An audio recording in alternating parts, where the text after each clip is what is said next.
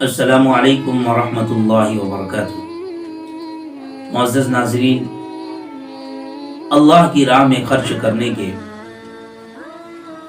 بے شمار فضائل اور انعامات ہیں۔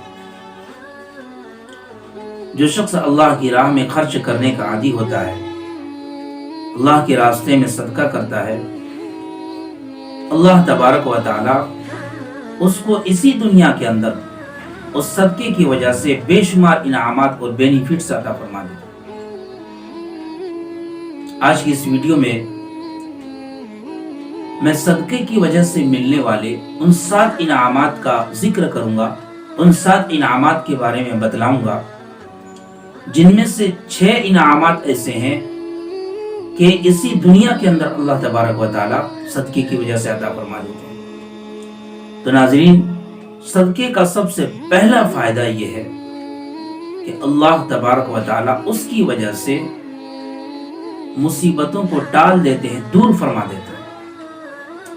چنانچہ المعجم الاوسط کے اندر حضرت علی رضی اللہ تعالیٰ عنہ سے مروی ہے، اللہ کے نبی علیہ الصلوۃ والسلام نے ارشاد فرمایا، صدقہ دینے میں جلدی کرو کیونکہ مصیبت اس سے آگے نہیں بڑھتی۔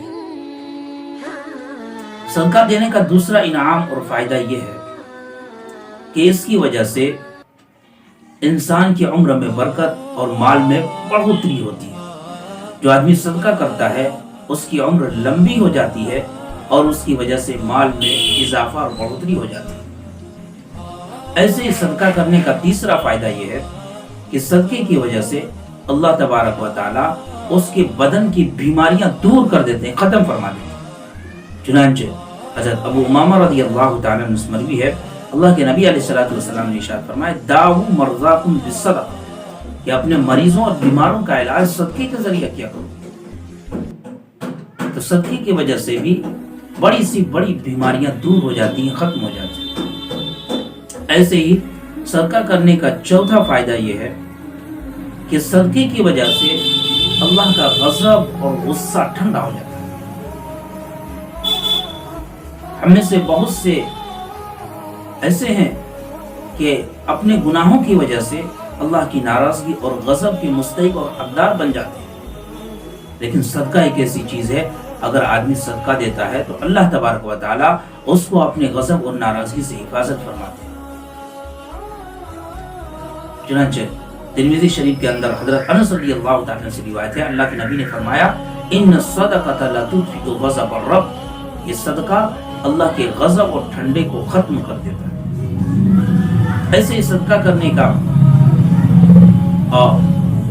پانچواں فائدہ یہ ہے کہ اس کی وجہ سے انسان کو بری موت سے حفاظت ہوتی ہے۔ اللہ تبارک و تعالیٰ اس کی صدقے کی وجہ سے انسان کی بری موت سے حفاظت فرماتے ہیں۔ ترمذی شریف کے اندر ہے، وَتَدْفَعُ مِيتَةَ السُّوءِ، صدقے کی وجہ سے اللہ تبارک و تعالیٰ بری موت سے حفاظت فرماتے ہیں۔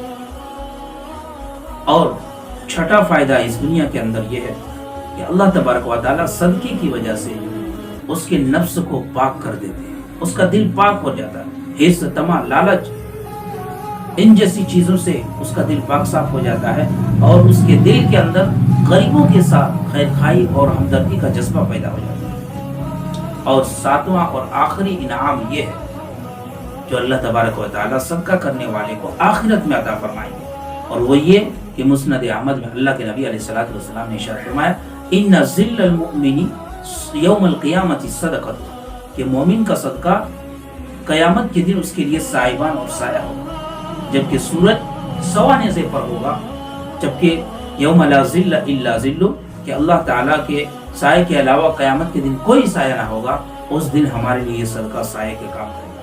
ناظرین محترم، صدقہ کے بے شمار فضائل اور انعامات ہیں، اور بہت سے انعامات وہ ہیں جو ہمیں اسی دنیا کے اندر مل جاتے ہیں۔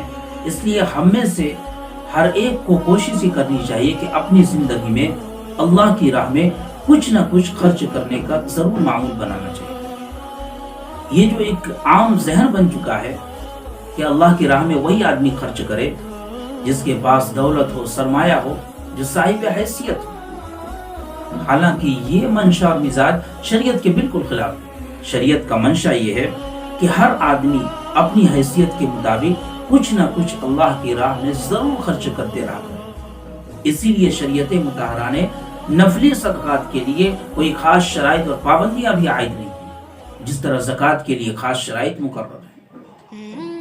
ناظرین، ہر ایک کو کچھ نہ کچھ صدقہ کرتے رہنا چاہیے۔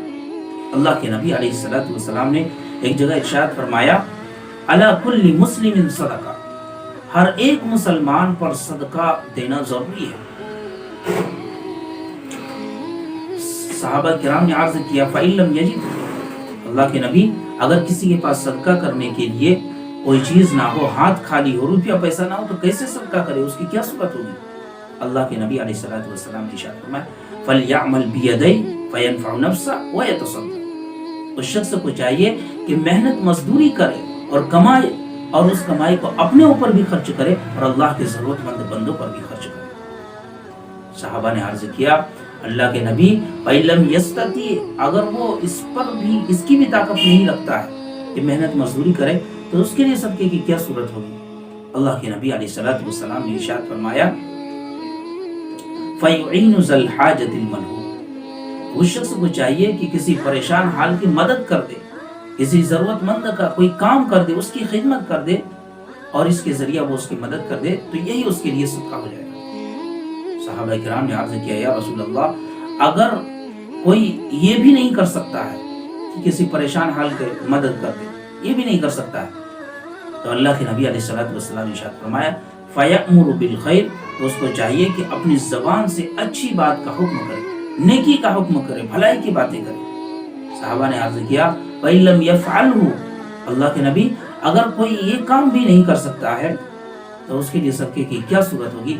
اللہ کے نبی علیہ الصلوۃ والسلام نے ارشاد فرمایا، وَيُمْسِكُ الشَّرَّ، تو اس کو چاہیے کہ اپنے آپ کو شر سے روکے رکھے، یعنی کوشش یہ کرے کہ اپنی ذات سے کسی کو تکلیف نہ پہنچے۔ ناظرین محترم، اس حدیث سے پتہ یہ چلا کہ صدقہ صرف مالدار اور صاحب ثروت لوگوں پر ہی ضروری نہیں ہے، بلکہ ہر آدمی اپنی وسعت کے مطابق کچھ نہ کچھ ضرور اللہ کی راہ میں خرچ کرتے رہا گا۔ اگر اس کا ہاتھ خالی ہے تو محنت مزدوری کرے اور اس سے جو بھی کمائے اپنے اوپر بھی خرچ کرے اس کو، اور اللہ کے ضرورت مند بندوں پر بھی خرچ کرے۔ اگر کوئی یہ کام بھی نہیں کر سکتا ہے تو اس کو چاہیے کہ کسی پریشان حال کی مدد کر دے، کسی کا کوئی کام کر دے، تو یہی اس کے لیے صدقہ ہو جائے گا۔ اگر یہ بھی نہیں کر سکتا ہے تو کم از کم اپنی زبان کے ذریعے سے دوسروں کو فائدہ پہنچائے۔ اگر کوئی یہ بھی نہیں کر سکتا ہے کسی مجبوری کی وجہ سے، تو اللہ کے نبی علیہ الصلوۃ والسلام نے فرمایا، کم از کم اتنا تو ہونا ہی چاہیے کہ اپنی ذات سے کسی انسان کو تکلیف نہ پہنچے۔ تو ناظرین کرام، اس حدیث سے یہ بات واضح ہو گئی کہ کسی نہ کسی صورت میں ہر انسان اور ہر مسلمان کو صدقہ کرنا چاہیے۔ اللہ تبارک و تعالی ہم سب کو صدقے کا معمول بنانے کی توفیق عطا فرمائے اور اپنی راہ میں خرچ کرنے کی توفیق عطا فرمائے۔ السلام